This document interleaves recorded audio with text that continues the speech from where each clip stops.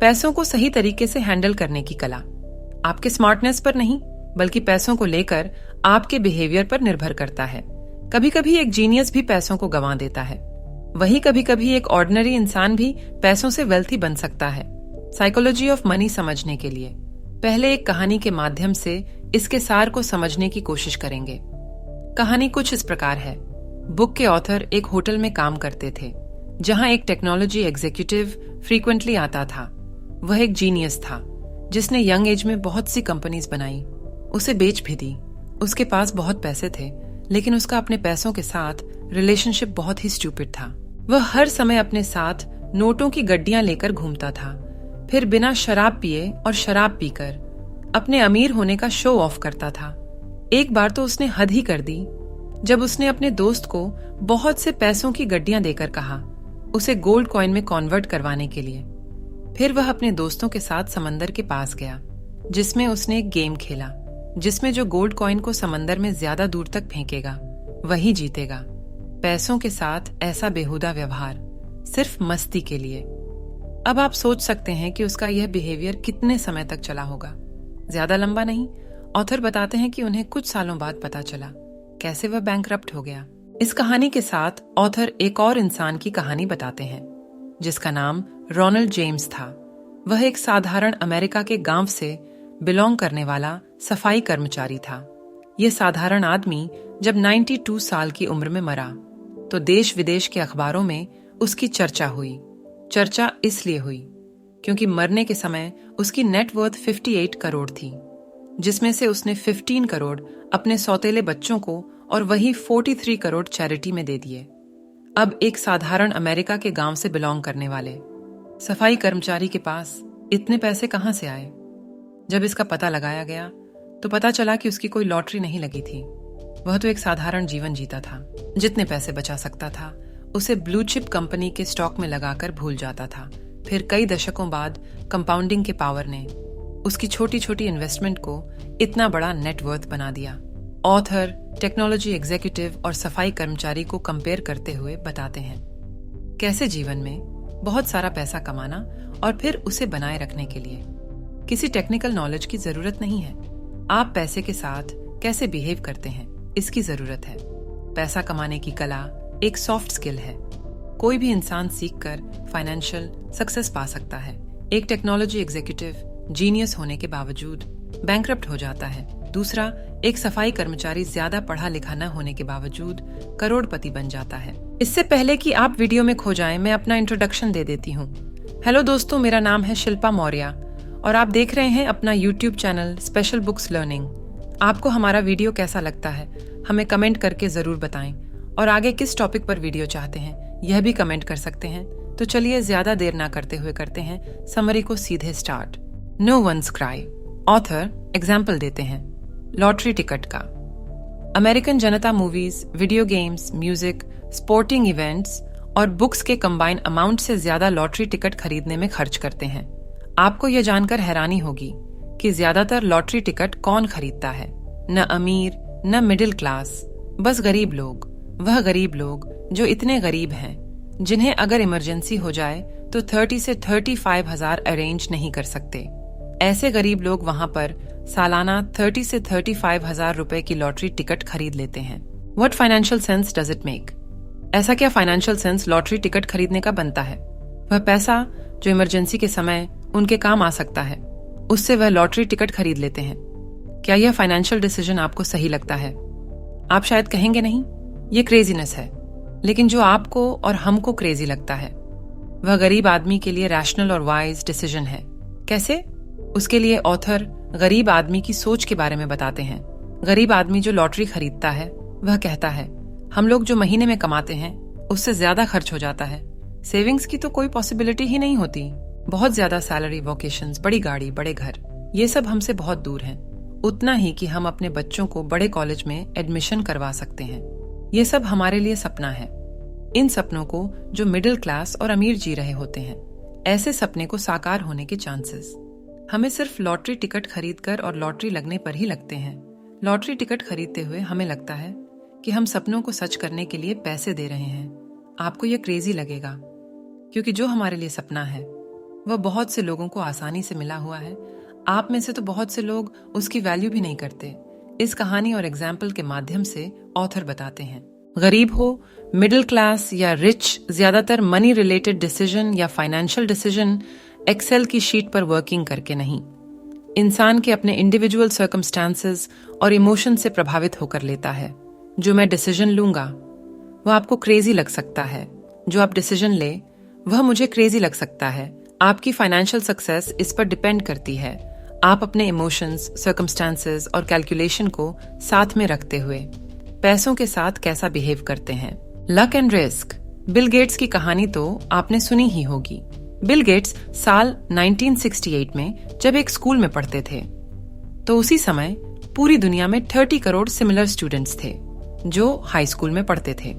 लेकिन पूरी दुनिया में द लेक साइड स्कूल कुछ ऐसे स्कूलों में से एक था जिसमें उस समय कंप्यूटर था।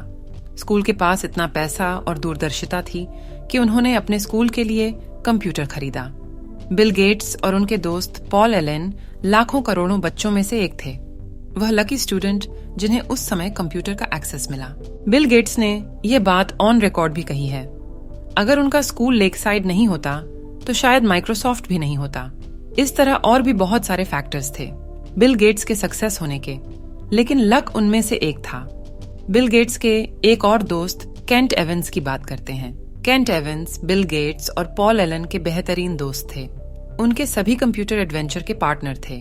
बिल गेट्स का कहना है, अगर केंट एवंस ने स्कूल खत्म किया होता तो वह निश्चित माइक्रोसॉफ्ट में फाउंडिंग पार्टनर होते। लेकिन केंट एवंस ने स्कूल खत्म ही नहीं किया। केंट एवंस स्कूल में ही एक माउंटेनियरिंग एक्सीडेंट के दौरान मारे गए। उन्होंने वो रिस्क फेस किया जो लाखों में से एक को फेस करना पड़ता है। माउंटेनियरिंग में लाखों लोग जाते हैं लेकिन मरता लाखों में से एक ही है। ऑथर लक और रिस्क का कॉन्सेप्ट इस एग्जाम्पल से सिखाते हैं। बिल गेट्स और केंट एवंस बिल्कुल एक जैसी कैपेबिलिटीज रखते थे। जहां बिल गेट्स लाखों लोगों में से एक बने जिन्होंने हद से ज्यादा सफलता प्राप्त की, जिसे लक भी कहा जा सकता है, वहीं केंट एवंस लाखों लोगों में से वह एक इंसान बने जिन्हें लक का बिल्कुल ऑपोजिट रिस्क को फेस करना पड़ा। जहां शुरुआत एक साथ हुई थी, वहीं लक और रिस्क के कारण डायरेक्शन और फाइनल आउटकम्स बिल्कुल ऑपोजिट हो गए। यहाँ कहानी का मतलब यह नहीं है कि बिल गेट्स की अपार सफलता के पीछे सिर्फ किस्मत थी। किस्मत के अलावा और भी बहुत फैक्टर्स हैं, लेकिन यह कहना उचित होगा आपके एफर्ट्स के अलावा भी बहुत से फैक्टर्स होते हैं जो डिटरमिन करते हैं कि आउटकम क्या होगा, जो आपके कंट्रोल में नहीं भी होते। आपको सिर्फ इस बात पर विश्वास रखना है कि अगर आप फाइनेंशियली बहुत सफल हो जाओ तो यह मत मान बैठो आपने जो डिसीजन लिए वह सब सही रहे, तभी आप सफल हुए। आगे भी वैसा ही होगा।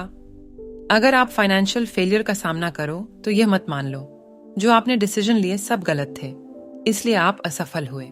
सफल होते समय भी आपके डिसीजन, हार्डवर्क के साथ बहुत सारे फैक्टर्स थे जो आपके असफल होने पर भी आपके डिसीजन, हार्डवर्क के अलावा और बहुत सारे फैक्टर्स थे। सफल होने पर भी कॉन्शियसली आगे बढ़ते रहो।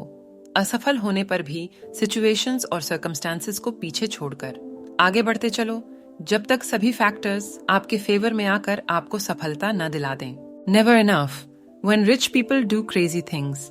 मनी से रिलेटेड तीसरी सॉफ्ट स्किल को बताने के लिए ऑथर रजत गुप्ता का एग्जाम्पल देते हैं, जिनका जन्म कोलकाता में हुआ, जो एक अनाथ थे।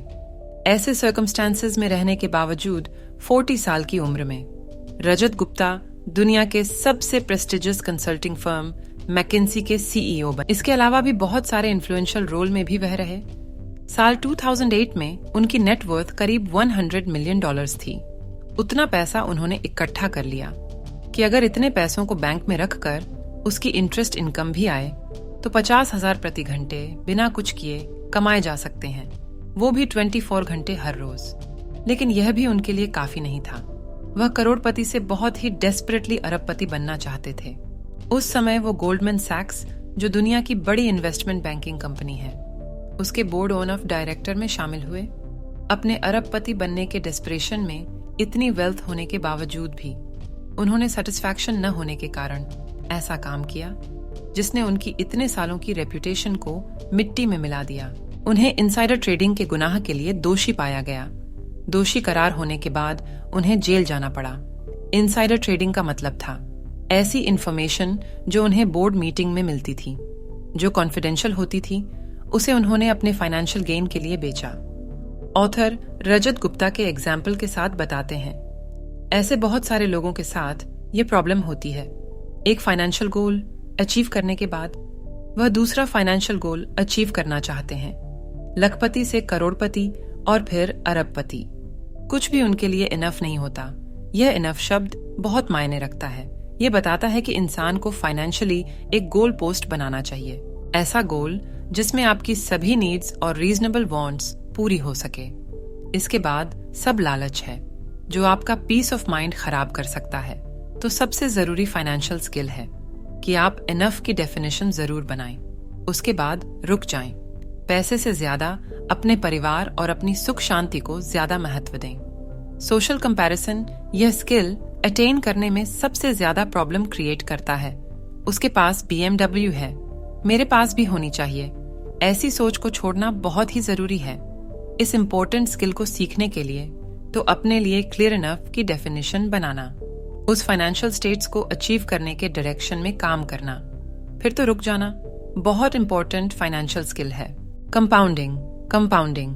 वॉरेन बफेट ने इतना मैसिव वेल्थ कैसे बनाया, उसके ऊपर लगभग 2000 किताबें लिखी जा चुकी है। अगर उन सब किताबों की समरी देखें तो एक लाइन में कंक्लूड किया जा सकता है। वह एक लाइन है, this guy has been investing consistently for 3/4 of century. Warren Buffett stock में तब से इन्वेस्ट कर रहे हैं जब वह बच्चे थे। आपको यह जानकर हैरानी होगी, उनकी $86.5 बिलियन की नेट वर्थ है, जिसमें से उन्होंने $81.5 बिलियन की नेट वर्थ अपने रिटायरमेंट एज मतलब 60 साल के बाद इकट्ठा की है। लेकिन सबसे जरूरी बात यह है कि वह 75 साल से कंसिस्टेंटली इन्वेस्ट कर रहे हैं। जितना इंपॉर्टेंस उनकी स्किल को देना चाहिए, उतना या उससे ज्यादा इंपॉर्टेंस टाइम को देना चाहिए। ऑथर एक एग्जाम्पल देते हैं जिसमें वो कंपेयर करते हैं वॉरेन बफेट को एक साधारण इंसान से। वॉरेन बफेट ने 10 साल की उम्र में इन्वेस्ट करना शुरू कर दिया था। जब वह 30 साल के थे तब उनकी नेटवर्थ $9.3 मिलियन थी। वही एक साधारण इंसान जो नॉर्मली 20 साल तक पढ़ाई करता है, उसके बाद 30 साल तक वर्ल्ड एक्सप्लोर करता है, अपना पैशन एक्सप्लोर करता है। उसकी नेटवर्क 30 साल की उम्र में मात्र $25,000 होगी, क्योंकि उसने अपनी सेविंग और इन्वेस्टमेंट शुरू ही नहीं की। अब अगर वह इस पॉइंट पर इन्वेस्ट करना शुरू करता है, वह 60 साल की उम्र तक 22% रिटर्न कमाता है। वह साधारण इंसान है तो 60 साल की उम्र में रिटायरमेंट ले लेता है, फिर इन्वेस्टिंग बंद कर देता है। तो प्रेजेंट टाइम में उसकी नेटवर्क $11.9 मिलियन होगी। वही वॉरेन बुफेट की नेटवर्क $86.5 मिलियन है। उसकी नेटवर्थ वॉरेन बुफेट की नेटवर्थ से 99% कम है। समरी में यह कहा जा सकता है कि वॉरेन बुफेट की कामयाबी का सबसे बड़ा कारण है उनका बहुत छोटी उम्र में इन्वेस्टमेंट करना, फिर उसे 90 साल की उम्र तक कंटिन्यू रखना। उन्होंने 75 साल तक कंसिस्टेंटली इन्वेस्टमेंट की, फिर उसे होल्ड करके रखा या उसे री इन्वेस्ट किया। उस समय ने कंपाउंडिंग के एक्सपोनेंशियल रिजल्ट उन्हें दिए। Understanding the value of compounding is one of the most financial skill. Getting wealthy v staying wealthy. Author कहते हैं कि अमीर बनना एक बार के लिए फिर भी आसान है, लेकिन अमीर बने रहना इतना आसान नहीं है। शायद यही कारण है कि ज्यादातर बिजनेस स्टार्ट होने के कुछ साल बाद ही फेल हो जाते हैं।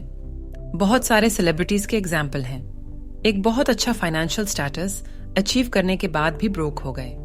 बिजनेस, कैरियर और इन्वेस्टिंग सब में सफलता पाने के लिए सबसे ज्यादा जरूरी है लंबे समय तक सर्वाइव करना। ये फाइनेंशियल स्किल भी वॉरेन बफेट के एग्जाम्पल से समझी जा सकती है। वॉरेन बुफेट के साथ साथ उनके जैसे और भी बहुत सारे इन्वेस्टर्स रहे होंगे, फिर भी वॉरेन बफेट जैसी नेटवर्थ और किसी की क्यों नहीं हुई? ऐसा इसलिए क्योंकि उन्होंने एक लंबे समय तक सर्वाइव किया, अपनी वेल्थ को धीरे धीरे करके बढ़ाया, इसे कम नहीं होने दिया। उन्होंने अपने 75 साल के इन्वेस्टिंग पीरियड में करीब 14 रिसेशन देखे, लेकिन वह पैनिक नहीं हुए, अपने आप को बर्न आउट नहीं होने दिया, चाहे उसके लिए उन्हें कितनी ही लुक्रेटिव डील छोड़नी पड़ी। रजत गुप्ता की तरह अपनी रेपुटेशन कभी स्टेक पर नहीं लगाई। उनकी जो सबसे बड़ी बिजनेस स्ट्रैटेजी रही वह उनका अपना और अपनी वेल्थ का सर्वाइवल ही था। बस इसी सर्वाइवल ने उन्हें वह समय दिया जो दूसरे लोगों को नहीं मिला।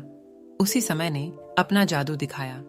फिर कंपाउंडिंग नामक फॉर्मूला से उनकी नेटवर्थ इतनी जबरदस्त हो गई। आज के समरी में बस इतना ही। ये सिर्फ बुक में दिए गए 5 लेसन की समरी थी जिसे ऑथर मॉर्गन हाउसल ने कहानियों के माध्यम से समझाए हैं। ऐसे ही 15 और लेसन्स अभी शेष हैं। अगर आप भी इससे इंस्पायर हुए हैं तो आपको भी book the psychology of money जरूर पढ़नी चाहिए ताकि आप इन्वेस्टिंग को लेकर अपने डाउट्स को समझकर उसका निस्तारण कर सकें, साथ ही अपनी लाइफ में एक अच्छी नेटवर्थ को हासिल कर पाए। आज के समरी में बस इतना ही। अभी तक आपने जो भी सीखा वह इस बुक का अंश मात्र है।